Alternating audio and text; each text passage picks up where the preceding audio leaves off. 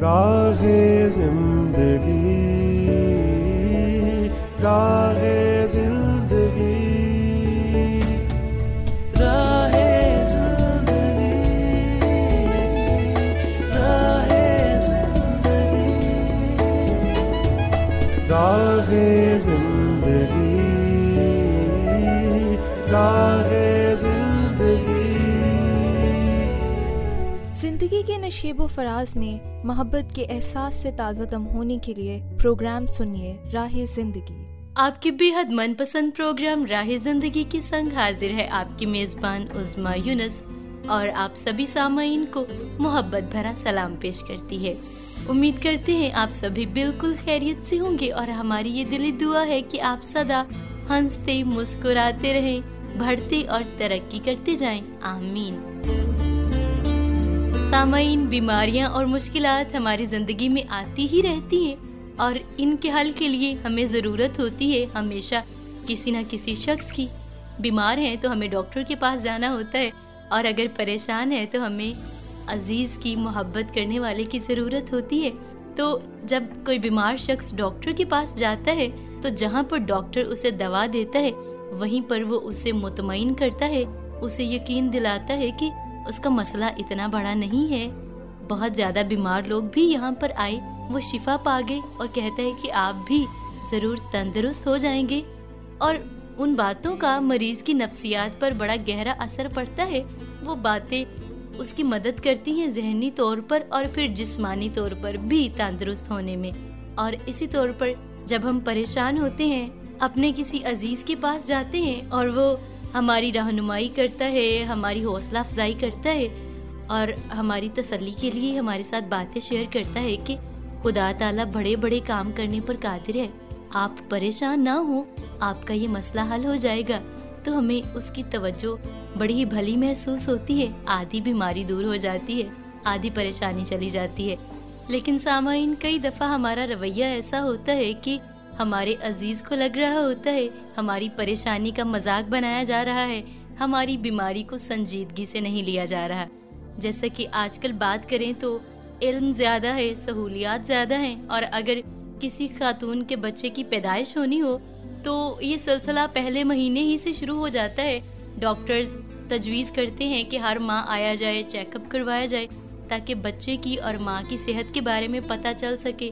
کوئی اونچ نیچ ہے تو ڈاکٹر اس کے بارے میں تجویز کرتے ہیں کہ فلاں فلاں ادویات استعمال کی جائیں، خوراک کو بہتر بنایا جائے. اور اگر گھر آ کر وہ عورت بتاتی ہے اپنے گھر والوں کو کہ اس طرح سے ڈاکٹر نے کہا ہے، تو کئی دفعہ بزرگوں کا یہ رویہ ہوتا ہے، وہ کہتے ہیں ہمارے زمانے میں تو پتہ ہی نہیں چلتا تھا، ڈاکٹر کے پاس ہم نہیں جاتے تھے. اب وہ بزرگ اپنے لحاظ سے اور اپنے زمانے کے مطابق تو درست باتیں کہہ رہے ہوتے ہیں، لیکن چونکہ وقت بدل گیا ہے، تقاضے فرق ہیں، اور وہ حاملہ خاتون جو ہے اس کے لیے وہ باتیں بڑی ہی پریشانی کا، دکھ اور تکلیف کا باعث بنتی ہیں. تو سامعین، ہمیں کسی بیمار کو، کسی غمزدہ کو تسلی دیتے وقت غور ضرور کرنا ہے کہ ہم کیسے الفاظ کا استعمال کر رہے ہیں. ہم اسے پریشانی سے نکال رہے ہیں یا پھر زیادہ پریشانی میں مبتلا کر رہے ہیں. آئیے سامعین، ابھی پروگرام میں سماعت فرمائیں بابرکت تلاوت کلام مقدس. خداوند یسوع المسیح نے فرمایا، تنگ دروازہ سے داخل ہو، کیونکہ وہ دروازہ چوڑا ہے اور وہ راستہ کشادہ ہے جو ہلاکت کو پہنچاتا ہے، اور اس سے داخل ہونے والے بہت ہیں. لیکن وہ دروازہ تنگ ہے اور وہ راستہ سکڑا ہے جو زندگی کو پہنچاتا ہے، اور اس کے پانے والے تھوڑے ہیں. سامعین، تلاوت کلام مقدس ہم سماعت فرما رہے تھے، اور وہ رستہ جو ہمیں خدا تعالیٰ کی طرف لے کر جاتا ہے، جس میں خدا تعالیٰ کی مرضی پنہا ہے، اس میں بڑی حد بندیاں ہیں جن کی ہمیں پیروی کرنی ہے، بہت ساری چیزوں کی قربانی دینی ہے تاکہ ہم خدا تعالیٰ کی مرضی کو پورا کر سکیں اور اسے خوش کر سکیں. اور سامعین، ابھی آپ نوٹ کیجئے پروگرام میں پتہ. آپ ہمیں فون کال اور SMS کریں گے اس نمبر کو استعمال کرتے ہوئے 031674775655. ہمارا پوسٹل ایڈریس ہے پروگرام راہ زندگی، PO باکس نمبر 117، فیصل آباد، پاکستان. آپ فیس بک پر ہم سے رابطہ کر سکتے ہیں، پروگرام کو سن سکتے ہیں، خوبصورت تبصرے کر سکتے ہیں، جس کے لیے فیس بک آئی ڈی ہے PCRM فیصل آباد اور یوٹیوب چینل ہے PCRM TV۔ امید کرتے ہیں کسی بھی ذریعے کو استعمال کرتے ہوئے ضرور آپ ہم سے رابطہ کریں گے اور خطوط اور SMS کی تعداد میں ہمیں اضافہ دیکھنے کو ملے گا۔ سامعین، میسج موصول ہوا ہے ہمیں عبدالغفور کیسر صاحب، طاہر منیر طاہر صاحب، غلام سرور بلوچ صاحب، امجد خان صاحب اور چودھری فہیم نور صاحب کی جانب سے، جن کا تعلق ہے Bahawal Nagar radio listeners club سے، اور پروگرام سنا ہے آپ نے عادل مشتاق صاحب اور شزرا ایمان صاحبہ کی میزبانی میں۔ کہا ہے کہ پورے کا پورا پروگرام عمدہ، معلوماتی، تفریحی اور دلچسپ تھا۔ ابتدائی گفتگو سے دل میں ولولہ جاگ اٹھا، وطن کی محبت کا، تلاوت کلام مقدس اور حمدیہ گیت باعث برکت رہے، اور پھر خطوط کو بھی خوب انجوائے کیا۔ بہت شکریہ آپ کا پروگرام کے بارے میں اپنی قیمتی رائے کا اظہار کرنے کے لیے۔ ماسٹر محبوب احمد صاحب، جن کا تعلق ہے master radio listeners club Faisal آباد سے، آپ کہتے ہیں کہ جوشوا جی کی میزبانی میں رشتوں کے تقدس اور ان کی اہمیت کے بارے میں خوبصورت بات سننے کو ملی۔ اس کے علاوہ قدرت کے کرشمے میں ہیرے کے بارے میں حیرت انگیز معلومات پہلی دفعہ سماعت فرمائی، بہت اچھا لگا، اور سلسلہ یوتھ ٹاک بھی بہت پسند آیا۔ بہت شکریہ آپ کا ماسٹر محبوب احمد صاحب، ہم ہمیشہ منتظر ہوتے ہیں آپ کی جانب سے بھیجے ہوئے خط کو پڑھنے کے اور پروگرام میں شامل کرنے کے، بڑا اچھا لگتا ہے ہمیں، اور اس بات کے لیے بھی خدا کے شکر گزار ہیں کہ اب آپ صحت یاب ہیں اور پروگرام میں باقاعدگی سے ہمیں میسیجز بھیج رہے ہیں۔ International radio listeners organization Bahawalnagar Pakistan سے میسج موصول ہوا ہے اجمل بشیر میتلا صاحب کا۔ جوشوا جی کی میزبانی میں پروگرام سنا ہے اور کہتے ہیں کہ گفتگو لاجواب تھی، بہت پسند آئی۔ بہت شکریہ آپ کا اجمل بشیر میتلا صاحب۔ عبداللہ باجوہ صاحب، شفاقت باجوہ صاحب، رائحہ فاطمہ صاحبہ، مریم شفاقت صاحبہ، شاہم باجوہ صاحب اور طیب باجوہ صاحب، جن کا تعلق ہے چونڈا سیال کوٹ سے، پروگرام سنا ہے آپ نے عادل مشتاق صاحب اور شزرا ایمان صاحبہ کی میزبانی میں۔ کہتے ہیں کہ بڑی اچھی باتوں سے پروگرام کا آغاز ہوا، دل خوش ہو گیا، اور پھر معلومات کے رنگ میں بھی بہت کچھ سیکھنے کا موقع ملا۔ شکریہ، پروگرام کے بارے میں آپ کا فیڈ بیک جان کر ہمیں بہت اچھا لگا۔ آئیے سامعین، خطوط اور SMS کے سلسلے کو یہیں پر سمیٹتے ہیں اور ابھی لیے چلتے ہیں آپ کو پروگرام میں ایک بہت ہی بابرکت اور معلوماتی سلسلے کی جانب، جو کہ ڈرامہ چراغ راہ ہے، اور آج ہم اس سلسلے میں جانیں گے ایک شخص نعمان کے بارے میں جسے کوڑ کا مرض لاحق ہے، اور یہ ارامی قوم کا سورما ہے۔ اسے اپنے گھر میں موجود ایک خادمہ سے، جو کہ اس نے اسرائیلی قوم سے اسیر کی ہے، معلوم پڑتا ہے کہ اگر یہ سامریہ شہر میں جاتا ہے جہاں پر علیشہ نبی موجود ہے تو اسے اس کے کوڑ کے مرض سے شفا مل سکتی ہے۔ نعمان کوڑی یہ جان کر بڑا خوش ہوتا ہے اور وہ ارام کے بادشاہ سے تعارفی خط لیتا ہے اور اس کے ساتھ ساتھ علیشہ نبی کے لیے بہت سے تحفے تحائف لے کر اپنے سفر کو جاری کر دیتا ہے سامریہ شہر کی جانب۔ سامعین، آگے کا احوال جانتے ہیں ڈرامہ چراغ راہ کی چوتھی قسط کو سن کر۔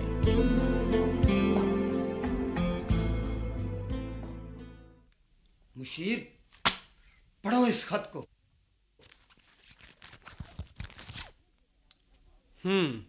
بادشاہ سلامت، یہ کس نے بھیجا ہے؟ آرام کے بادشاہ نے، اس کی فوج کا سپہ سالار خود لے کر آیا ہے، بہت سے تحفے بھی لایا ہے، لیکن یہ دیکھو ذرا کہ وہ کس طرح مجھ سے جھگڑے کا بہانہ ڈھونڈتا ہے۔ عجیب بات ہے، وہ اپنے جرنیل کو کوڑ سے شفا دینے کے لیے کہہ رہا ہے۔ ہاں، یہی بات ہے۔ کیا میں خدا ہوں؟ کیا میں کسی کو مار کر پھر زندہ کر سکتا ہوں؟ اس نے کیوں اپنے سپہ سالار کے ہاتھ ایسی درخواست بھیجی؟ وہ چاہتا ہے کہ ہم اس کے سپہ سالار کو علیشہ نبی کے پاس بھیجیں، لیکن بادشاہ سلامت، ہمیں علیشہ نبی کا یہ احسان نہیں لینا چاہیے، اور پھر وہ کوڑی کو کیسے شفا دے سکتا ہے؟ اگر میں اسے واپس بھیج دوں تو وہ اپنی فوج لے کر آ جائے گا، اور اگر میں نبی کے پاس بھیجوں تو بعد میں اسے اور بھی غصہ آئے گا۔ کیا مصیبت ہے، سمجھ نہیں آتی میں کیا کروں۔ بادشاہ سلامت، آپ اپنے کپڑے نہ پھاڑیں، حوصلہ رکھیں، ہم اس بات پر کچھ دیر اور غور کرتے ہیں۔ شاید اس سے کوئی حل نکل آئے۔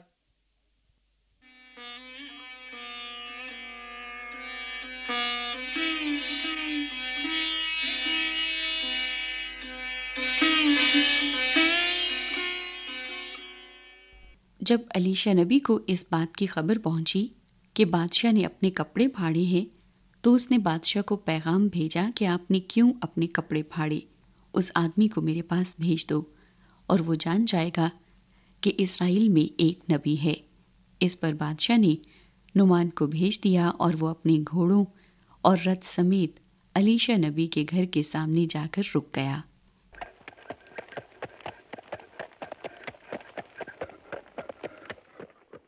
سردار نعمان، کیا یہی وہ گھر ہے؟ خادم، یہ چھوٹا سا گھر؟ کیا اسرائیل کا نبی ایسے گھر میں رہتا ہے؟ کوئی باہر آ رہا ہے، اس سے پوچھو۔ جناب، ہم علیشہ نبی کا گھر تلاش کر رہے ہیں۔ یہی علیشہ نبی کا گھر ہے، کیا ان کے لیے کوئی پیغام ہے؟ میں جہازی ہوں، علیشہ نبی کا خادم۔ اچھا، اپنے آقا سے کہو کہ میرا مالک نعمان آرامی فوج کا سردار آپ سے ملنے آیا ہے اور آپ کے لیے بادشاہ کا ایک خط بھی لایا ہے۔ آپ ذرا انتظار کریں، میں ابھی اپنے آقا کو بتاتا ہوں۔ خادم، رتھ سے اترنے میں میری مدد کرو۔ خدا کے نیک بندے کے آنے تک آپ یہاں سائے میں آ جائیں۔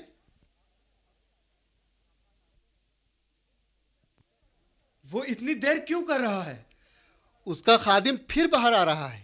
جناب، میرے آقا علیشہ سلام کہتے ہیں اور وہ کہہ رہے ہیں کہ آپ اپنا کام مجھے بتا دیں۔ اپنا کام تمہیں بتاؤں؟ اپنا کام ہم صرف تمہارے آقا کو بتائیں گے، یہ کوئی عام بات نہیں ہے۔ جناب، آپ اس کا برا نہ منائیں، آقا علیشہ بہت مصروف ہیں۔ مصروف ہے؟ اس کا مطلب وہ باہر نہیں آئے گا۔ کیا تم نے اسے بتایا کہ میں کون ہوں؟ ہاں جناب، آپ ناراض نہ ہوں، میں اندر جا کر انہیں بتاتا ہوں کہ آپ ان سے ملنا چاہتے ہیں، ذرا ٹھہریے۔ یہ کیسے ہو سکتا ہے؟ میری سمجھ سے باہر ہے۔ میرے آقا ناراض نہ ہوں، تھوڑا صبر کریں۔ لیں، وہ آ ہی گیا۔ جناب، میرے آقا نے آپ کے لیے پیغام دیا ہے، وہ جانتے ہیں کہ آپ اپنے کوٹ سے شفا پانے کے لیے آئے ہیں۔ اچھا، وہ جانتا ہے؟ پھر وہ واقعی نبی ہے۔ کیا وہ مجھے شفا دے گا؟ سردار نعمان، میرے آقا علیشہ نے کہا ہے آپ جا کر دریائے یردن میں 7 دفعہ نہا لیں، پھر آپ کا جسم کوڑ سے بالکل پاک صاف ہو جائے گا۔ جاؤں اور نہاؤں؟ اس نے کہا نہاؤں؟ دریائے یردن میں؟ وہ بدبودار کیچڑ والا نالا جسے ہم پار کر کے یہاں آئے ہیں؟ خادم، رتھ پر چڑھنے میں میری مدد کرو، ہم یہاں اپنا وقت ضائع کر رہے ہیں۔ جناب رک جائیں، اگر خاموش، آؤ چلیں۔ جناب، آپ سنیں تو صحیح، میرے آقا چاہتے ہیں آپ کو شفا ملے، میرے آقا کا خدا ضرور آپ کو شفا دے گا اگر آپ وہی کریں جو انہوں نے کہا ہے۔ تمہارا آقا تو مجھے ملنے کے لیے باہر تک نہیں آیا، بے شک میں کوڑی ہوں، پھر بھی اسے کچھ عزت کرنی چاہیے۔ جناب، وہ آپ کی عزت کرتے ہیں لیکن ان کے طریقے مختلف ہیں، جیسے خدا نے انہیں دکھائے ہیں، اور بہت ہو چکا۔ خادم، چلو رتھ میں آ جاؤ، چلو اب واپس چلو۔ ٹھیک ہے آقا نعمان۔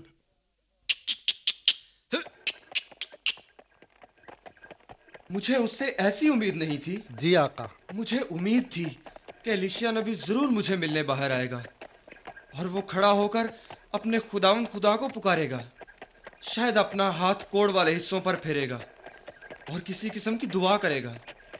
جب مجھے معلوم ہوا کہ میرے بتانے کے بغیر اسے میرے بارے میں پتا ہے تو مجھے محسوس ہوا کہ وہ ضرور مجھے کوڑ سے شفا دے گا۔ شاید آقا اگر آپ صرف اس کے دریا میں نہاتا۔ ہمارے ہاں دمشق میں اس سے کہیں بڑے اور اچھے دریا ہیں، اس سے زیادہ صاف۔ کیا میں ان میں نہا کر ٹھیک نہیں ہو سکتا؟ اس کے دریا میں نہاؤں؟ کبھی نہیں۔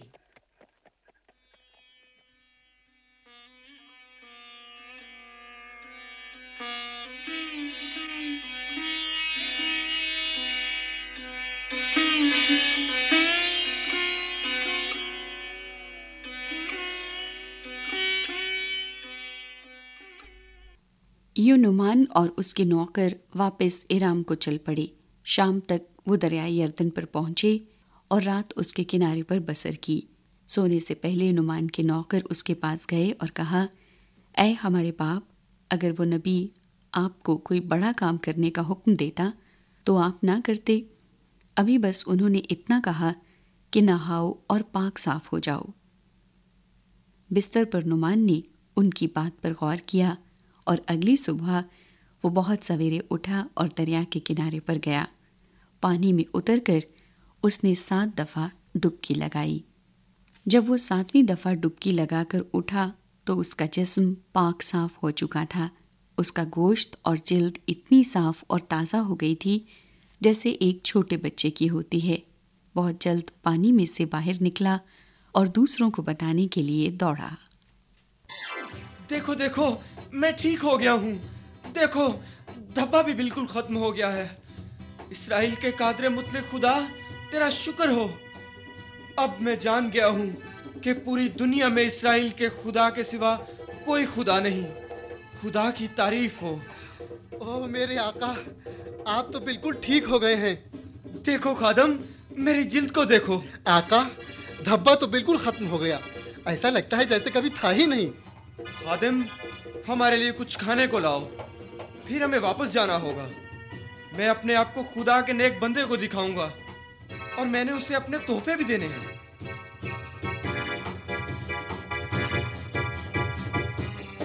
سامعین، ڈرامہ چراغ راہ ہم سن رہے تھے، اور سامعین، خدا تعالیٰ کی انسان کے لیے ہمیشہ یہ مرضی ہے کہ وہ تندرست ہو، اپنی بیماری سے شفا پائے، برکت پائے، ترقی کرے، لیکن اس کے لیے خدا تعالیٰ کے کچھ اصول ہیں اور ہمیں ان کو ماننا ضروری ہے۔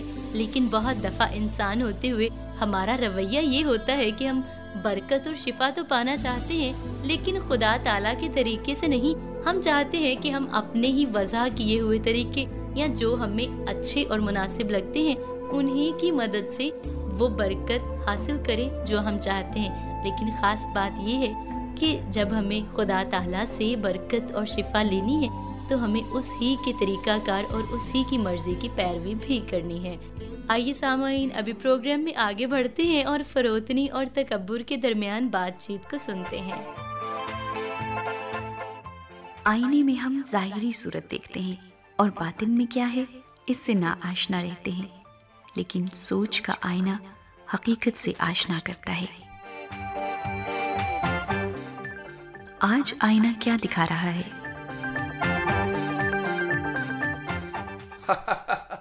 فروتنی، ارے فروتنی، تو بڑا سر جھکائے بیٹھی ہو، کہیں بزنس میں گھاٹا تو نہیں پڑ گیا؟ نہیں تکبر بھائی، میری زندگی میں گھاٹا اور نقصان نامی کوئی چیز نہیں۔ میں جھک کر بڑے بڑے لوگوں کا دل جیت لیتی ہوں۔ دل جیتنے سے پیٹ نہیں بھرتا، زندہ رہنے کے لیے روٹی بہت ضروری ہے۔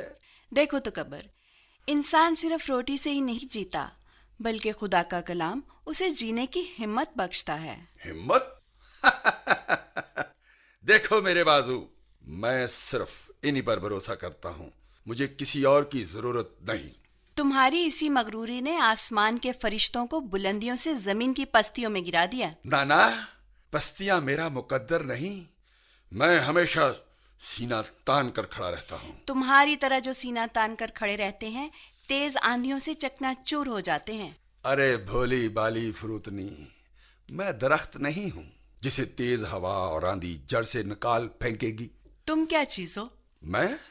میں امیروں، ساہوکاروں، وزیروں اور بادشاہوں کے ذہن کے مخملی بستر پر رہتا ہوں۔ یہ مخملی بستر نہیں، کانٹوں کی سیج ہے جو ایک دن تمہیں زخمی اور لہو لہان کر دے گی۔ فروتنی بس، زیادہ بات نہ کرنا ورنہ میں تمہیں کیڑے مکوڑوں کی طرح مسل دوں گا۔ تمہاری شے پر بہت سے احمقوں نے سادہ اور حلیم لوگوں کو مسلنے کی کوشش کی مگر خود ہی لقمہ اجل بن گئے۔ نہیں، یہ سراسر الزام اور جھوٹ ہے۔ بہت جلدی بھول جاتے ہو۔ کیا بھول جاتا ہوں؟ میں بتاتی ہوں، یاد کرو، ماضی میں نمرود اور فرعون جیسے مغروروں نے خدا ہونے کا دعویٰ کیا تھا اور آخرکار خود اپنے دعوے کے ساتھ خاک میں مل گئے۔ ارے فروتنی، تم تو خود خاک پر بیٹھی ہوئی ہو اور مجھے خاک میں ملانے کے دعوے کر رہی ہو۔ ہاں، میں خاک پر بیٹھی ہوں اسی لیے مجھے گرنے کا کوئی ڈر نہیں، لیکن تم جو بلندیوں پر بیٹھے ہو، نیچے گرو گے تو شیشے کی طرح ٹکڑے ٹکڑے ہو جاؤ گے۔ ارے پگلی، میں شیشے کا ٹکڑا نہیں، ہیرا ہوں، ہیرا ہیرا۔ لوگ اپنی انگوٹھی اور تاج میں سجا کر فخر محسوس کرتے ہیں مجھے۔ یہ فخر نہیں، غرور ہے، اور غرور کا سر ہمیشہ نیچے ہوتا ہے۔ بس کرو بس ان اخلاقی باتوں کو، نفرت ہے مجھے ان سے۔ یہ تمہارے اندر نفرت کی آگ تمہیں جلا کر بھسم کر دے گی۔ بسم؟ کوئی مائدہ لال پیدا ہی نہیں ہوا جو میرا خاتمہ کرے۔ یاد رکھو تکبر، جو پیدا ہوا ہے اسے مرنا بھی ہے۔ بک بک بند کرو اور کان کھول کر سن لو، تم تو کیا، میرے شکنجے سے کوئی نہیں بچ سکتا۔ میں آ رہا ہوں، اور ہاں، اب میرا اگلا شکار تم ہو، تم۔ اب میرا نشانہ تم ہو، کیا ہم اس برائی کے جال سے بچ سکتے ہیں؟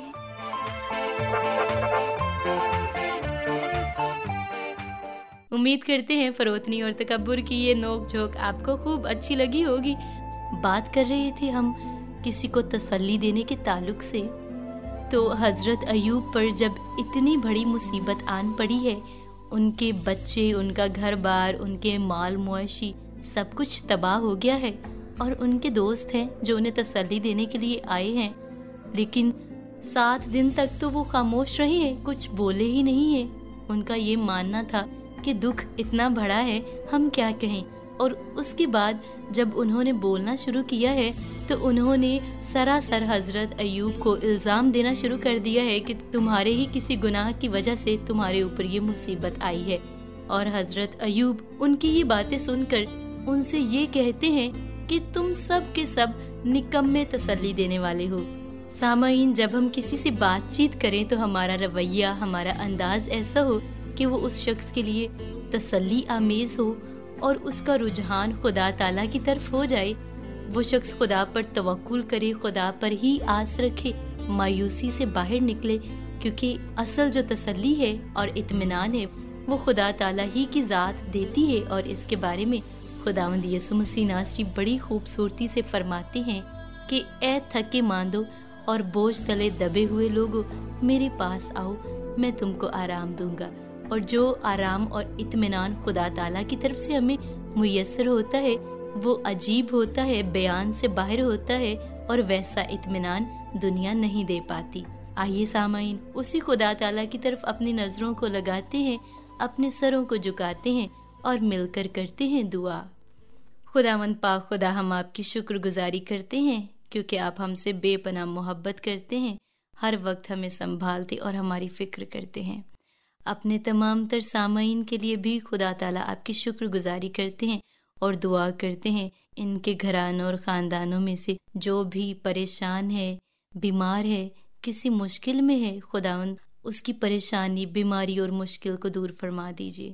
خداوند پاک خدا، بے شک آپ ہی میں قدرت ہے حالات و واقعات کو تبدیل کر دینے کی، ناممکن کام کو ممکن کر دینے کی۔ آپ اپنی قدرت کے سبب سے ان کی زندگیوں میں معجزہ کیجیے۔ خداوند پاک خدا، گھروں میں سے لڑائیاں اور جھگڑے دور ہوں اور امن و امان کی فضا ہو۔ ہماری اس التجا کو قبول کیجیے، خداوند یسوع مسیح ناصری کے نام سے مانگتے ہیں، آمین۔ اسی کے ساتھ آپ کی میزبان عظمیٰ یونس پروگرام ختم کرنے کی اجازت چاہتی ہے۔ امید کرتی ہوں اگلے پروگرام میں پھر سے آپ سے ملاقات ہوگی۔ خوش رہیے، اپنا بہت خیال رکھیے، دیجیے اجازت، خدا حافظ۔